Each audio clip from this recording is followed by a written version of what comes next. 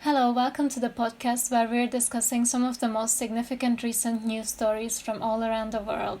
Let's get into it.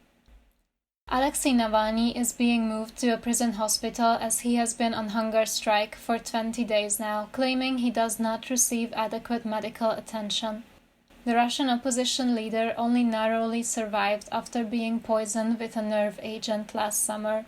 He was treated in Berlin, but then decided to return to Russia where he was arrested and has been in prison since without being allowed to see his own medical team.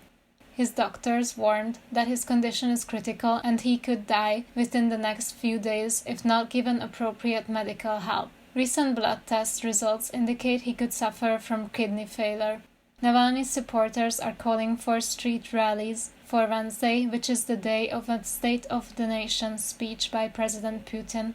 The population of Russia has been warned not to hold pro-Navalny protests by the Interior Ministry, saying that such gatherings will be regarded as a threat to public safety and immediately suppressed. The UK and EU countries expressed concerns over Navalny's treatment, and the US said there would be consequences if Navalny were to die in jail.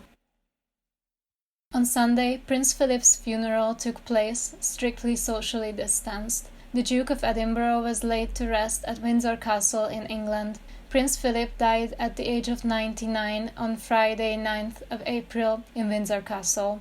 Only 30 mourners were allowed to attend his funeral service because of coronavirus measurements. Everyone had to wear masks, keep a distance, and the 94-year-old Queen was seated alone inside the chapel.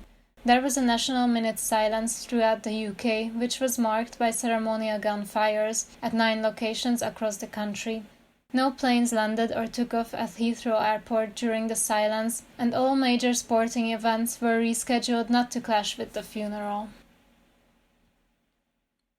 Australia and New Zealand have opened a travel bubble, meaning visitors do not have to quarantine on arrival anymore.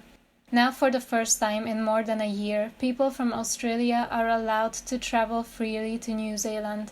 Both countries managed to keep COVID infection rates low, with tight restrictions and lockdowns. In October, Australia opened its borders for travellers from New Zealand, but this act has not been reciprocated until now.